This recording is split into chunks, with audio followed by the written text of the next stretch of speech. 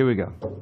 Jaya Radha Madhava Kunja Bihari, Jaya Radha Madhava Kunja Bihari, Gopi Jana Vallabha Girivaradhari, Gopi Jana Vallabha Girivaradhari, Gopi Jana Vallabha Girivaradhari, Vallabha Girivaradhari, Yashoda Nandana Bhajana Ranjana, Yashoda Nandana Bhajana Ranjana, Yashoda Nandana Bhajana Ranjana, Nandana Bhajana Ranjana, Yamuna Tira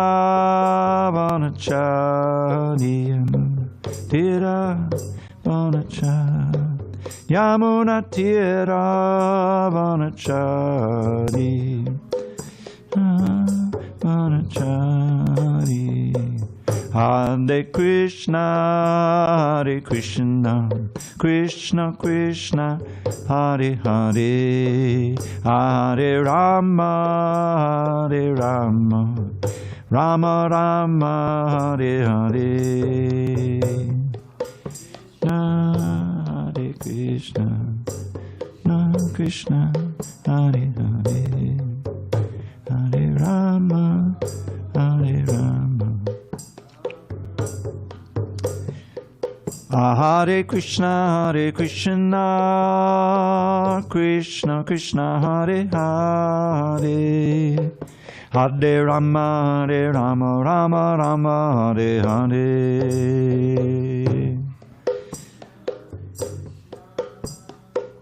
Krishna Krishna, Hare Hare, Hare Rama, Rama Rama, Hare.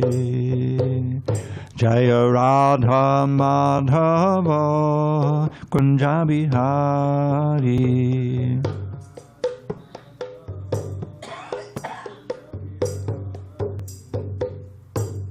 Jaya Mishnapad Paramahansa Paravajakacharya Ashtottara Shri Srimad Divine Grace Srila A.C. Bhaktivedanta Swami Prabhupada Ki Jai. ISKCON BBT Founder Acharya Srila Prabhupada Ki Jai. Jai Om Vishnupad Paramahansa Paravajakacharya Ashtottara Shri Srimad Divine Grace Srila Bhakti Siddhanta Saraswati Thakur Ki Jai. Ananda Koti Vaishnavinda Ki Jai. Namacharya Srila Haridas Thakur Ki Jai. Srimad Bhagavad-gītā Ki Jai. Samaveda Bhaktivinoda Ki Jai. All glories to the assembled devotees. All glories to the assembled devotees. All glories to the assembled devotees. All glory to Shri Guru and Gauranga. So we're on page 641, text 3 of chapter 17. All right. Om Namo Bhagavate Vasudevaya. Om Namo Bhagavate Vasudevaya. Om Namo Bhagavate Vasudevaya.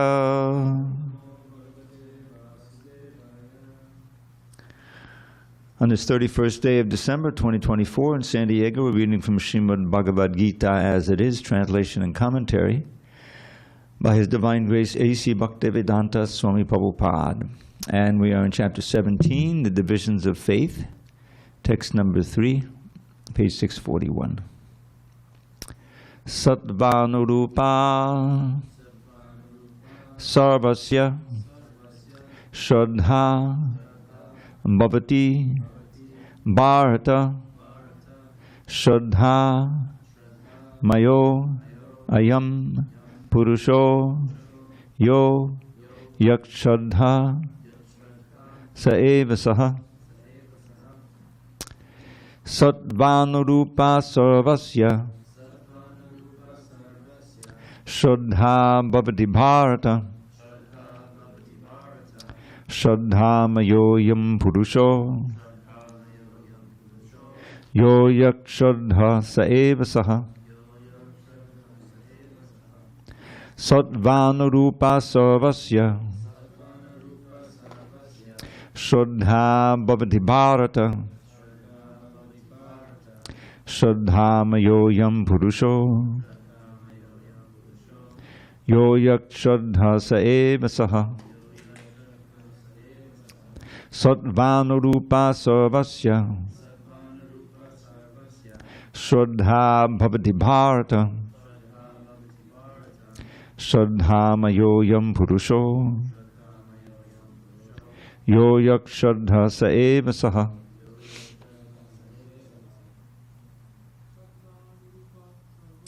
Sattvanurupa sarvasya Shraddha bhavati bharata Shraddhamayoyam purusho yo yak shraddha sa eva saha. Go ahead.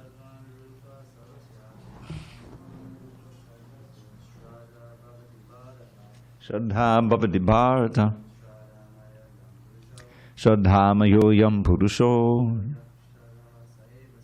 yo yak shraddha sa eva saha Sattvanurupa sarvasya Shraddha bhavati bharata Shraddhamayoyam purusho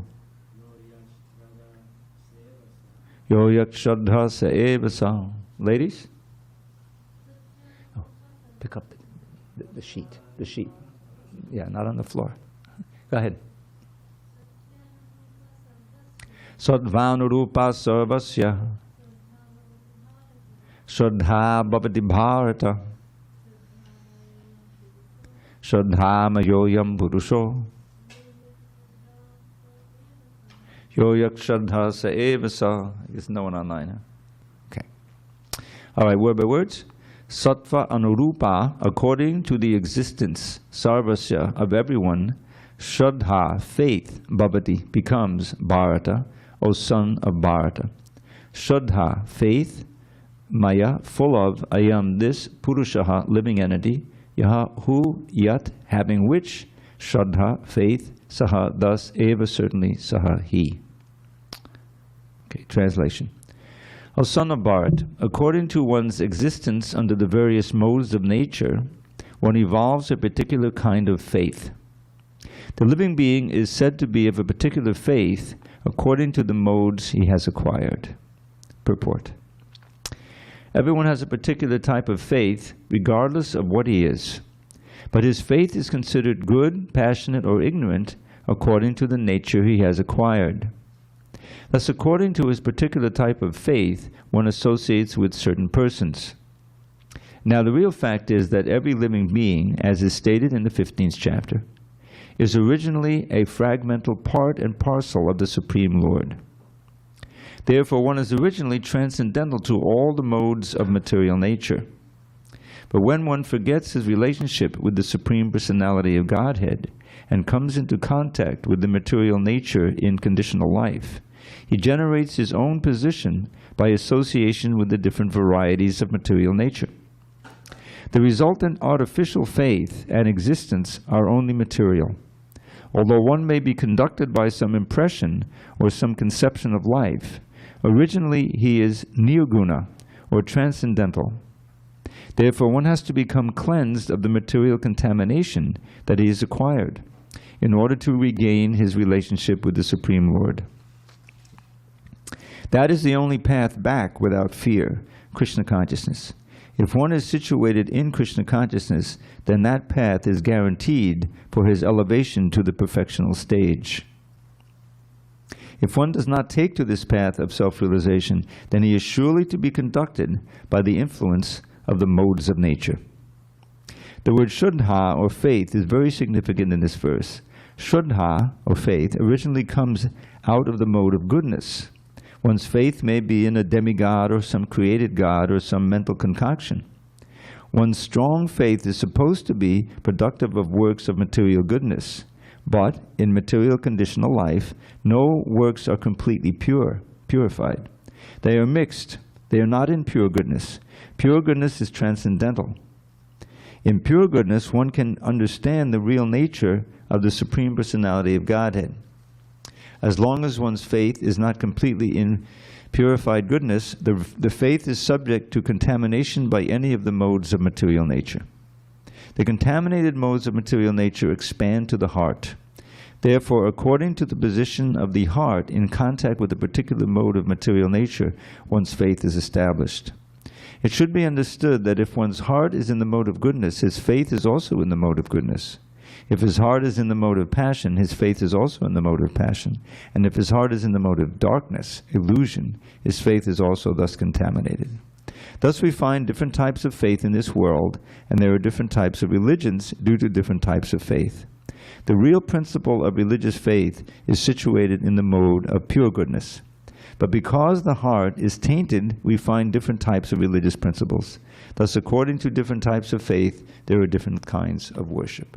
Om Jnana Timirandasya Jnanandana Shalakaya Chakshu Unmilitam Mena Tasmai Shri Gurave Namaha. I was born in the darkest of ignorance, but my spiritual master Srila Prabhupada opened my eyes with the torchlight of knowledge. I offer my humble obeisance unto him and to all members of Sri Parampara, the disciplic succession. So, this chapter, which we've just begun, is called the Divisions of Faith, and we should understand the importance of faith, that whether we're total atheists or pure devotees, our faith is what directs our activity and how we see the world. I referred to this verse, I think yesterday, in the last class. Rupa Goswami, who's our great acharya, we're meant to be known as Rupanugas, means followers of Rupa Goswami. Rupa Goswami was the prime disciple of Lord Chaitanya, and Lord Chaitanya instructed him to live in Vrindavan, to revive the places where Lord Krishna had his pastimes. And this they did through realization and through learning from the long-time residents there where Krishna had his different pastimes. And also to build temples and write books. So they did that amazingly. Rupa and Sanatan, they were two brothers. Sanatan was the older brother. And they had been the right and left hand of the king of Bengal. The prime minister and the finance minister. They were both born in very high-class Brahmin families, but because the rulers in those days were the Mohammedans, the Muslims, they were more or less coerced into being part of the government because they were very important for ruling all of Bengalis. They were highly respected. So, but then when Lord Chaitanya came, and he knew about them, I think they maybe had written him a letter, and he came there, and they immediately recognized, because they were really high-class Brahmins and very spiritually aware, that here was an incarnation of God. Here was the incarnation of God for this age. And so they composed on the spot, they were so skilled in Sanskrit, a verse that has come down to us and is very important. Namo Mahabhadanyaya Krishna Prema Padayate Krishnaya Krishna Chaitanya Namne Gaura Tujay Namaha. They say Namo means I offer my obeisances. Mahabhadanyaya. Now dana is gift. And one who's vadanya means he's very munificent, giving valuable gifts. And he's giving the most valuable gift. So therefore he's known Mahavadanyaya, the most generous incarnation. What is the gift? Krishna Prema Pradayate. Love of Krishna, love of God, is the most valuable thing in existence. It's the source of all happiness, more than we can imagine in our conditioned state. It assures one of return back to the spiritual world, where we came from, for an eternal life of bliss and knowledge, Satchidananda. This is our actual nature, but we've lost that. It's been covered for millions of births because we have become absorbed in the material conditioning. So Krishna consciousness is meant to return us to that pure state of existence. So Lord Chaitanya came, and specifically is Krishna himself in the mood of Radharani. It's a combination of Radha and Krishna. And he had two missions. One was to spread Krishna consciousness, to save as many people as possible, by spreading this process most practical to the age, chanting Hare Krishna. And that meant not two ways, primarily through chanting and dancing and playing musical instruments, and also chanting on one's own beads meditatively. Lord Chaitanya himself did both of those. So it was predicted in the age. Many of you, most of you are familiar with the Srimad Bhagavatam. So at the end of the Srimad Bhagavatam, there's 12 cantos, and near the middle of the 12th canto, there's a verse describing this age. There's a whole chapter describing Kali Yuga. And then at the end of that chapter, this verse is spoken, which is very important. Kalir doshanadhe rajan asti eko mahadguna. Kirtanadeva Krishnasya mukta sangha param bhajet. Kali means the age of Kali. This is the age we live in. It's the age of quarrel and dissension and fighting, and anyone who's lived here a little while can see that that's what's going on. So much discord. So the age of Kali. Dosha. Dosha means faults. It's an ocean of faults. There's constant fighting going on. We can't even, because of the artificial industry and the burning of fossil fuels, you have this whole climate changing, and it's becoming inhospitable even to human life. So there's always disturbances and anxiety and everything. This is what Kali Yuga is like. So it's an ocean of faults. Dosha nidhe. Nidhe means ocean. O king. So Shukadev Goswami is speaking to the king, Pariksit. He's receiving the Bhagavatam. So what does he say? Asti eko mahadgana. But there's one very special good quality of this age. Kirtanadeva Krishnasya mukta sangha param bhajet. By this Sankirtan movement of congregational chanting of the holy name, and this is, I used to go out every day when I first joined 53 years ago. We had a program, it was 3 hours a day. But the movement's changed. Then when I came here, with once a week, we would go, Friday nights or Saturday nights. But since the pandemic came, I've hardly gone on Harinam. Plus, I'm getting a little old. But tonight, there's going to be a Harinam downtown. Do you know that? Yeah, you're all invited. It's I don't know how do you welcome? Page 642. Yeah, it's quite amazing, that all kinds of people come downtown who you don't see. We used to go every Friday night, but on the New Year's Eve, it's so crowded, all kinds of people come there. And so we have this Harinam that's going to happen tonight, starting at 10:30, if you can make it. So anyway, that's Lord Chaitanya, and he's giving that out freely. And his disciples, they wrote this book that's so important for us to study, the Lord Srila Prabhupada translated, called Nectar of Devotion, Bhakti Rasamrita Sindhu. Means the ocean of nectar, which is Bhakti Rasa, which is Krishna consciousness. So in that book, and I'm bringing it back to faith, because faith is the foundation, and he describes the ladder, if you will, or the progression from Shraddha, faith, to Prema, pure love of God. And he starts out, Adhau Shraddha. In the beginning there is faith, you see. Faith in what? Preliminary faith in Krishna consciousness. This is what everyone if you are here has faith to different degrees, that it's worth spending your time hearing Bhagavad-gītā. But some of you may have read part of it or all of the book or whatever. But Prabhupada set this up, usually Gita class in the evening, Bhagavatam class in the morning, which we still observe.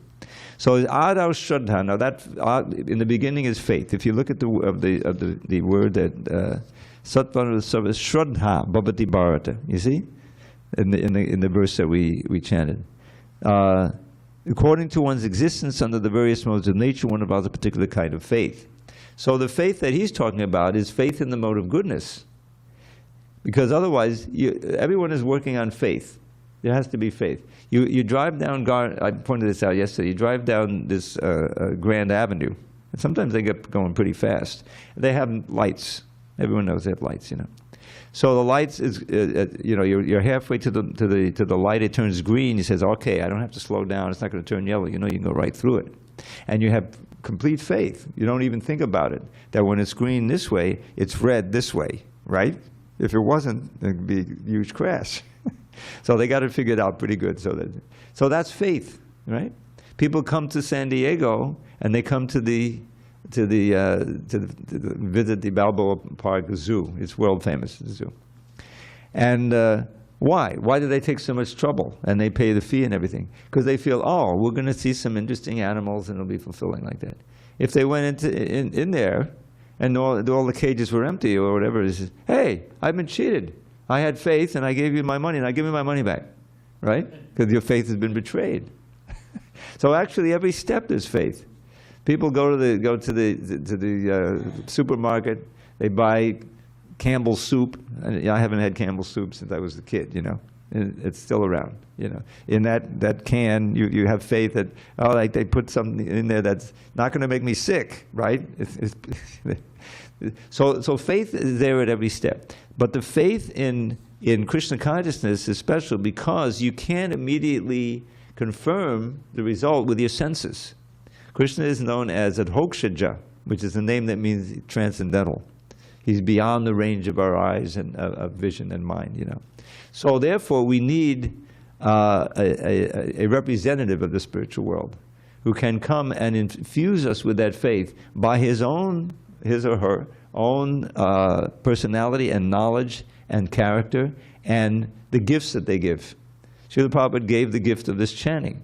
And if you suspend your disbelief and you say, well, okay, I'll try it, and look at these people, they look pretty happy, you know, it's cool, I'll try it, you know. And I heard about it, I read it in a book somewhere. Okay, so you try the chanting, and immediately, because Krishna is there in the heart, he says, oh, this person is chanting my name, then the purification starts to take place. There's a verse like that. On Sunday night, I started getting into a whole discourse, and they had to shut me down because I was getting into I was in the audience, and the speaker asked me to say something. So here's a verse, and it's very. And then I'll wind up, and we'll go back to the verse here. So he says, Shinvatam Sakata Krishna Punya Shravana Kirtanak Ridyantaksto Yabhadrani Vidunodi Suritsatam. So what that means is that when Krishna understands that we're hearing about him sincerely, about his holy name or the book or whatever, then from within the heart, this is one of the Bhagavad Gita principles in 15th chapter, Krishna talked about him being in everyone's heart as the super soul. So we're not alone, you know. And Krishna says, oh, he's hearing about me, he or she's hearing about me. Then he starts purifying the heart of doubts and material desires and all of these different things that are impeding us from understanding our pure nature and being Krishna conscious. In other words, we're getting Krishna's direct help, the best help there can be. And as we become free from these confusions and the attractions and the worries and the anxieties, because it's all in our heart, then we become more, how can I say it? We become more receptive, and everything about Krishna consciousness seems to make more sense, because you're experiencing, Krishna is giving you that from within your heart. And so that's how this movement has grown all over the world. I mean, how could it be? It's in Africa, it's in Asia, it's in in USA. Because it's universal. Every human being, every living being, but human beings can understand it, has this natural state of pure love for Krishna and loving exchange. It's an exchange, rasa. It's a mutual exchange. And it just needs to be developed and discovered. So, but in different modes of nature, you have faith. Like those who are in mode of ignorance, they may be out and out atheists, you know. Yeah, right, God. Come on, you know. It didn't help me any. I prayed and prayed and prayed, and still now I'm sitting on the street. I have no place to live. You know, it's all modes of ignorance. So the modes are very important to understand how to, cultivate the mode of goodness and stay in the mode of goodness so that we can make as rapid progress as possible. Time is passing. we all share one thing without doubt. We're all one day older than we were yesterday. And we're all heading toward the end. I'm now 77. I just turned 77.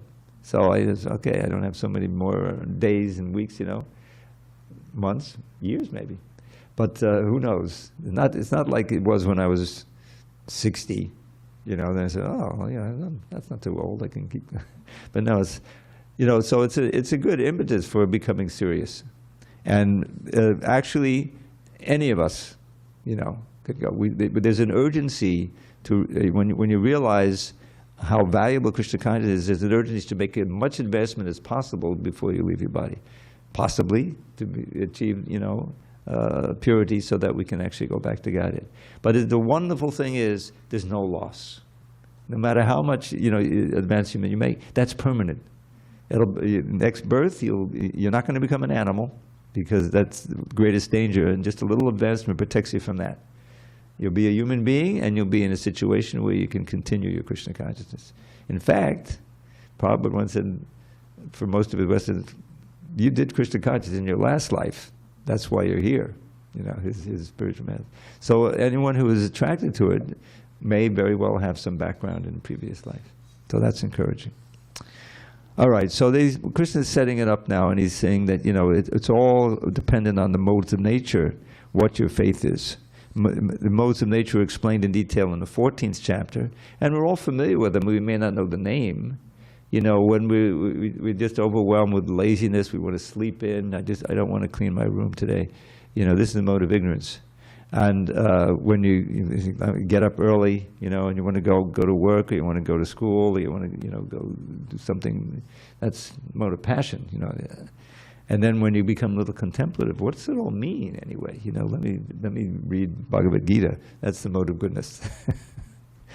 So we should try to stay in the mode of goodness and make rapid advancement. Okay, any discussion or questions on these points, or this purport? If not, we can forge ahead.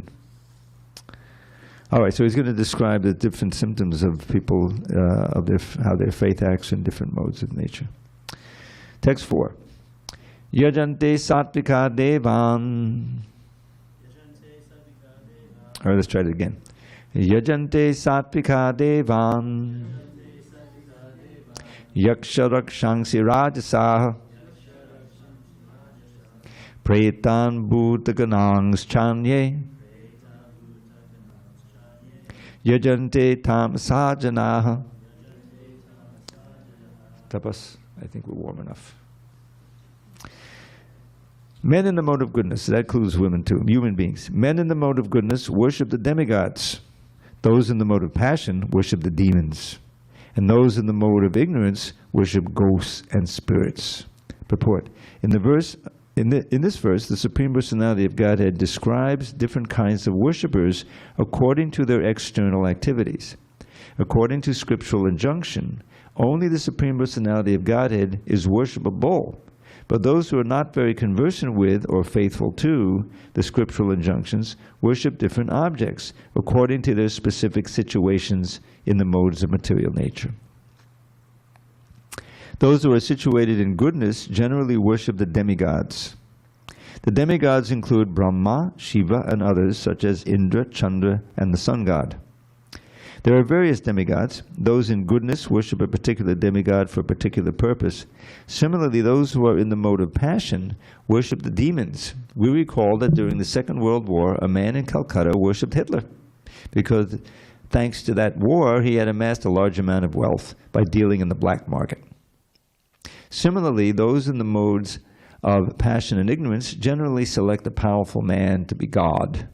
They think that anyone can be worshipped as God and that the same results will be obtained.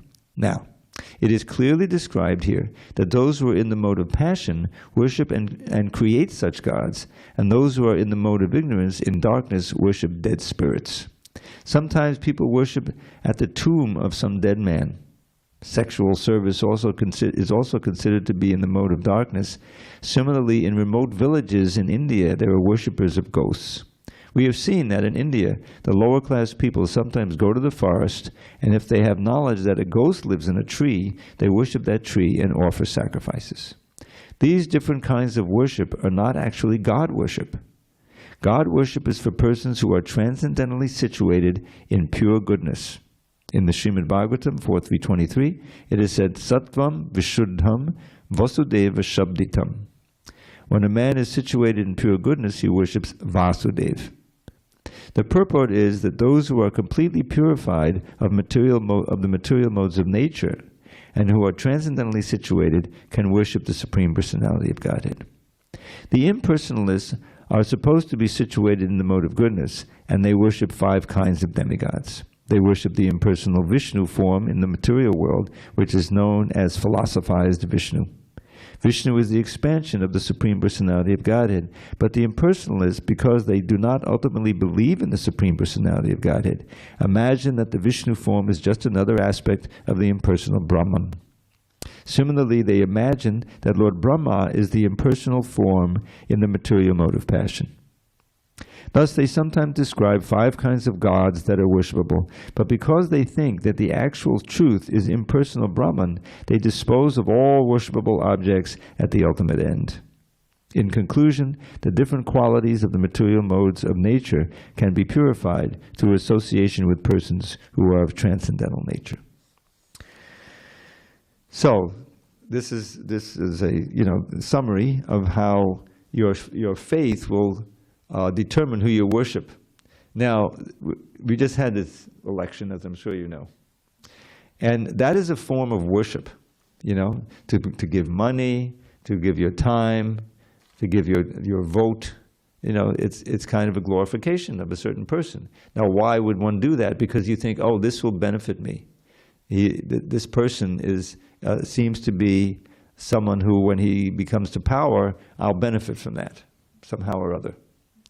But often you find that you're disappointed that I voted for this person, but now I'm worse off, or he or she didn't say she was going to do that.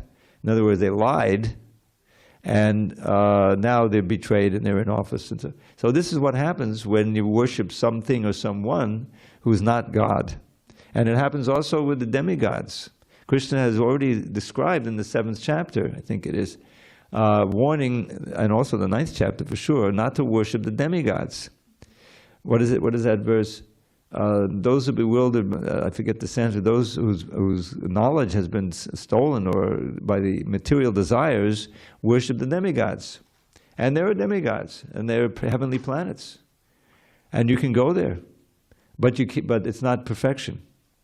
What happens is that he describes, what is it? Tam te tam bhuktva svargalokam vishalam chine punye martya lokam vishanti.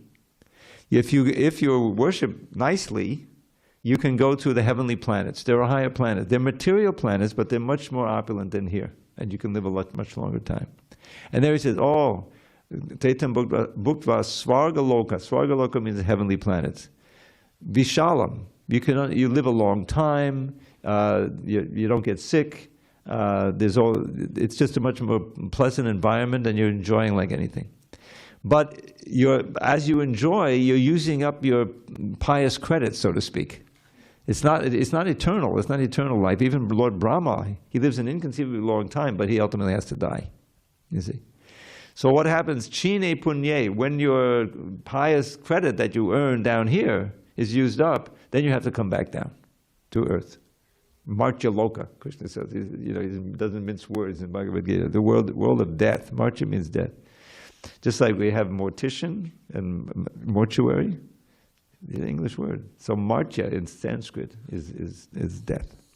So in other words, you don't really make any progress going back to Godhead by going to the heavenly planets. So what you worship, and it may not be actually called worship, but just like I mentioned the political thing, you're going to become identified with that, and you're associated with that. But materially, it's all betrayal. Ultimately, you're going to die. And whatever you think you own here, you may have $400 billion, or you may have whatever you can push along on the street, But whatever, it's all going to be taken away, right? You can't hold on to it. So investing your time, your attention, your faith in material things is ultimately foolish. Because you may be happy for a short time, but here's my favorite verse. in the Bhagavad Gita 5:22, I think it says, Yahi sangsparjaja boga dukayonaya evate adyantavanta konteya nateshu ramate buddha. This is a revolutionary verse. If people actually understood it, then they'd have to change, and they believed in it, they'd have to radically change their lives. So what's Krishna saying here is that intelligent persons, and we want to be in that group, intelligent persons do not take part in the pleasures that are due to the contact of the senses with their sense objects. Well, that's pretty much covers most of what pleasure is these days. You see something pleasant, you taste something pleasant, food and all these different senses we have. They all can be pleased one way or another. But he says, oh, son of Kunti, he says, those intelligent don't try to enjoy that way. Because such pleasures, O son of Kunti, are the sources of all misery. And they're temporary. They come and they go. And therefore the wise do not delight in them. So then the next question was, well, what kind of pleasures do they enjoy?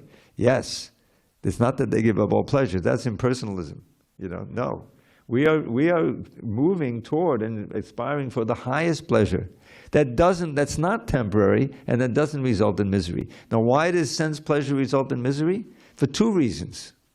First of all, it keeps you, covers your intelligence, so that you're not open to getting faith in this transcendental knowledge.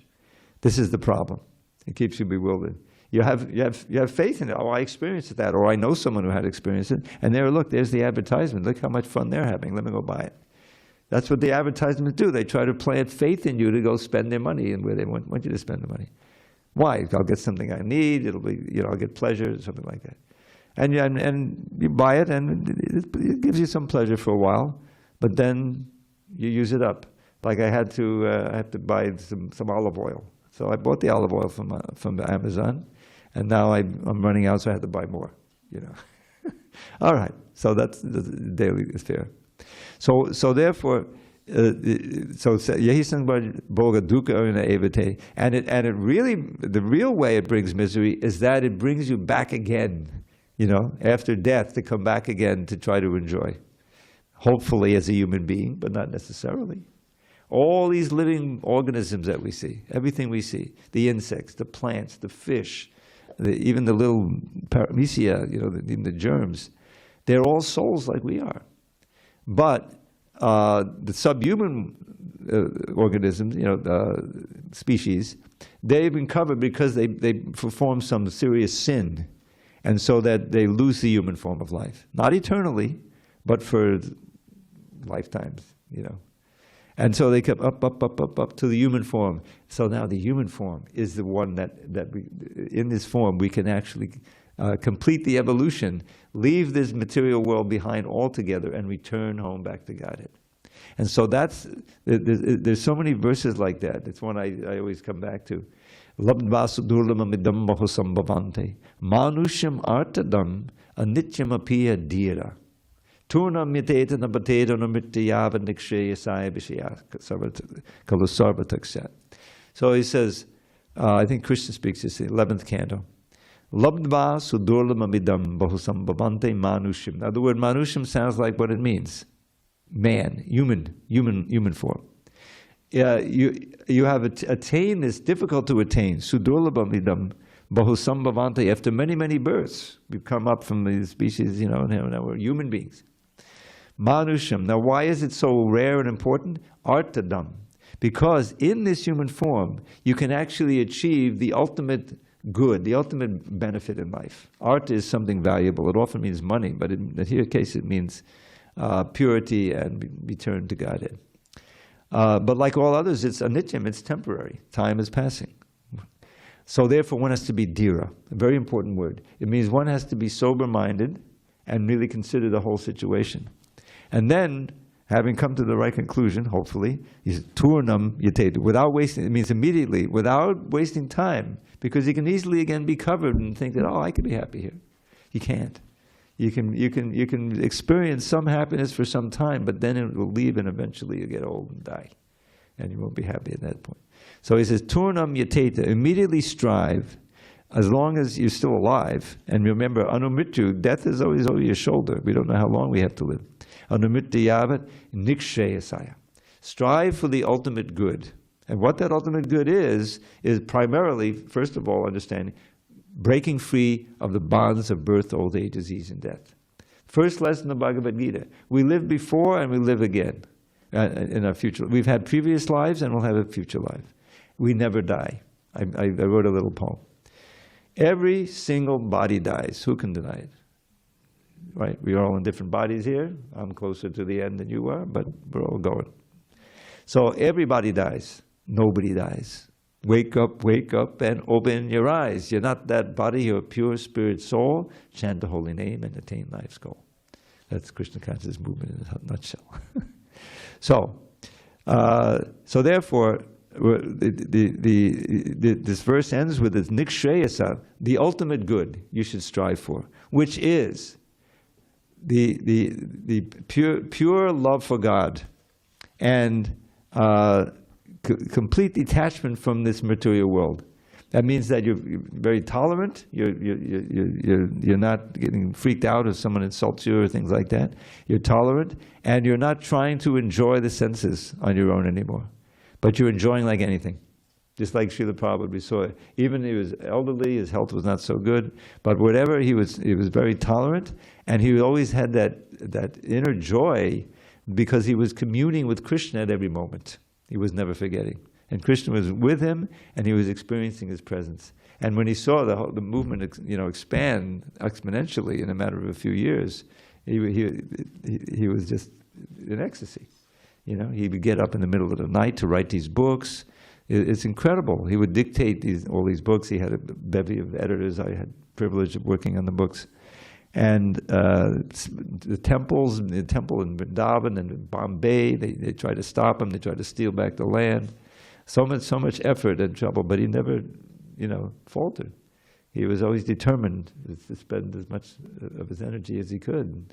And the devotees, came and they saw, and there's something on the YouTube, if you could find it. It's really inspiring. It's an old show. There was this guy named David Susskind, which I think probably none of you remember.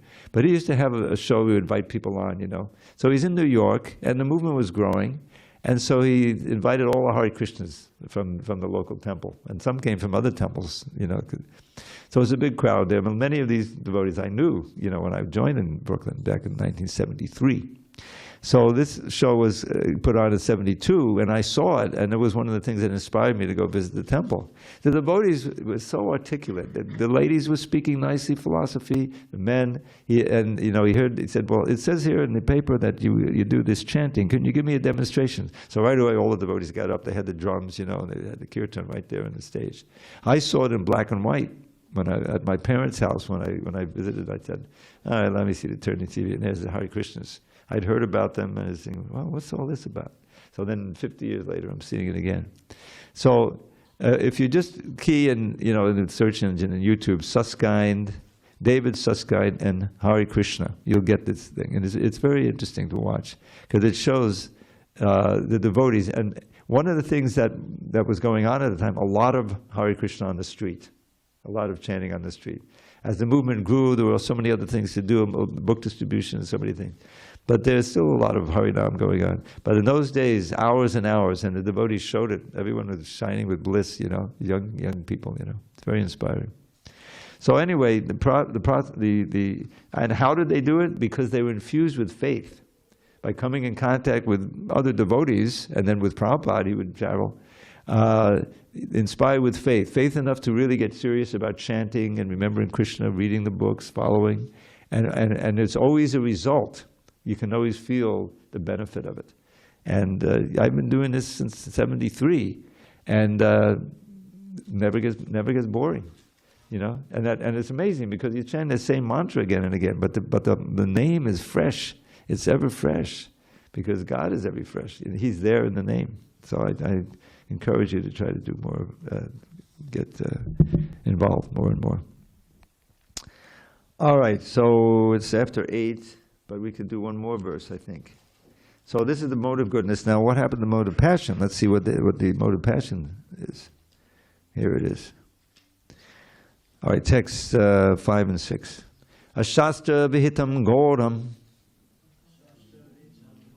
tapyante ye tapojanaha tapyante dambahankara samyukta kamaraga balanvitaha karshiyantak sharirastam bhuta grama machetasaha mam chaivantak sharirastam tang vinyasura nishchayan. Notice those who've been studying this for a while. You notice that word number? It's in there. Again, the third time we've had it. It's the first quality of the asuras is damba. That's okay. Those who undergo severe austerities and penances not recommended in the scriptures, performing them out of pride and egoism, who are impelled by lust and attachment, who are foolish, and who torture the material elements of the body as well as the supersoul dwelling within, are to be known as demons. Purport: there are persons who manufacture modes of austerity and penance which are not mentioned in the scriptural injunctions. For instance, fasting for some ulterior purpose, such as to promote a purely political end, is not mentioned in the scriptural directions. This is a little swipe at Mahatma Gandhi, who Prabhupada was a follower of before he joined the Gaudiya Math. The scriptures recommend fasting for spiritual advancement, not for some political end or social purpose. Persons who take to such austerities are, according to the Bhagavad Gita, certainly demoniac. Their acts are against the scriptural injunctions and are not beneficial for the people in general. Actually, they act out of pride, false ego, lust, and attachment for material enjoyment. By such activities, not only is the combination of material elements of which the body is constructed disturbed, but also the Supreme Personality of Godhead Himself living within the body. Such unauthorized fasting or austerities for some political end are certainly very disturbing to others. They are not mentioned in the Vedic literature. A demoniac person may think that he can force his enemy or other parties to comply with his desire by this method, but sometimes one dies by such fasting. These acts are not approved by the Supreme Personality of Godhead, and he says that those who engage in them are demons. Such demonstrations are an insult to the Supreme Personality of Godhead because they are enacted in disobedience to the Vedic scriptural injunctions. The word achetasa is significant in this connection. Persons of normal mental condition must obey the scriptural injunctions.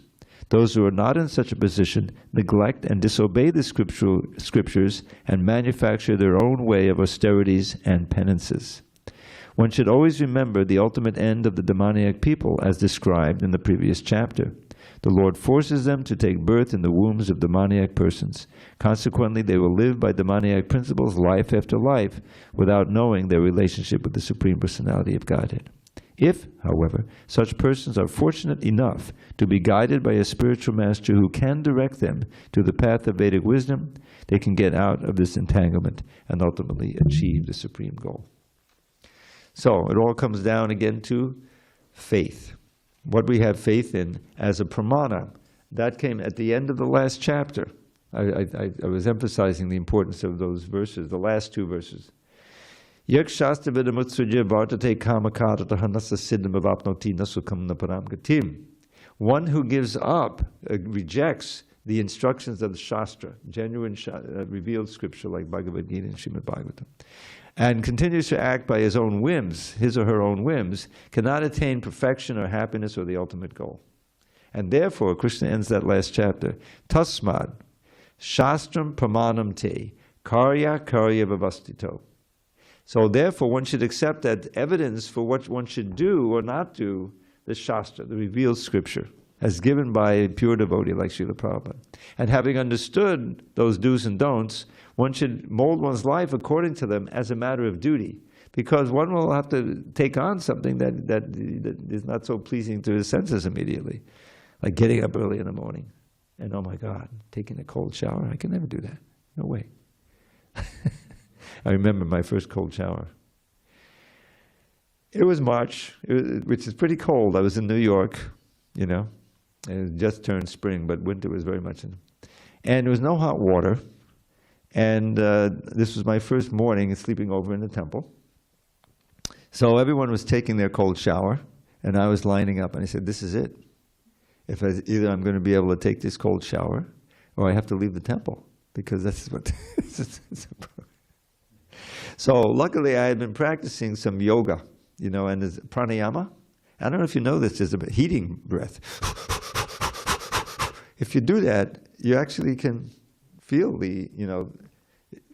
I did that. I got in the shower, and I turned the cold on. It's really cold, and I started.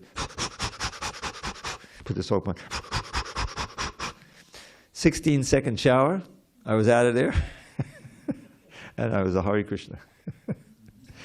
But I mean, that, you know, there's that, and there's other things that you have to take, you know. But by the chanting and by the association and by determination, if you're able to do that, then you benefit. You get Krishna's mercy, you know. And so that's what it means. You have faith. I had faith because of what, you know, I've read and the devotees I'd met and everything, that this was really a good thing and what I wanted to do. I wanted to be part of it. And so I got over the hump, you know, and it became a routine. And now for like 53 years, I come to the morning program every morning. Those who are here can attest to it. I guess that's but I'm always here, which is really a great refuge, you know, because it renews there's the deities, the association of devotees, chanting the japa, worshiping Tulsi, which is so auspicious every day, you know. When you really understand how beneficial these are and you feel it, then it's just, you know, and you realize what's going on out there. You know, I take a walk every day. I pass these homeless people, you know, I know them by name by now, you know. A few of them say Hare Krishna. But it's sad. It's the different ways you could go. But this is a very wholesome and it's a genuine process of yoga. It works if you take it seriously. So we've come to 8:10. We usually end each class with a little poem. I wrote some poems. So let's see. So here's one. This is a prayer from Rupa Goswami. In Sanskrit, I'll give you Sanskrit and English. He says, Manasijapani jushte, labdapatos midushte, timadagahana rupe, hanta sangsara kupe. Ajitanaka ladaksha heta murdara daksham upanayamamahaste, bhakti rajun namaste. Fallen in this deep and dark and dirty well of Maya, threatened by the snake of lust, whose venom burns like fire. Helplessly I pray, O Lord, whose strength is ne'er in doubt. Place the rope of bhakti in my hands and pull me out. So, Srila Prabhupada it's got that rope. We can hold on to it if we want, in the form of his instructions and his movement and the chanting. And prasadam, which there'll be, I think, after the kirtan. So we need to adjourn now, and they're going to open those curtains in a few minutes, and we can have a little kirtan, and then if there should be some prasadam. And if you're really interested, you can gather downtown at 10:30 for a nice Harinam. Big crowds. Special. New Year's Eve. All glories to Prabhupada. Thank you very much for attending. And also thank you for those who are online. Maybe there's somebody out there.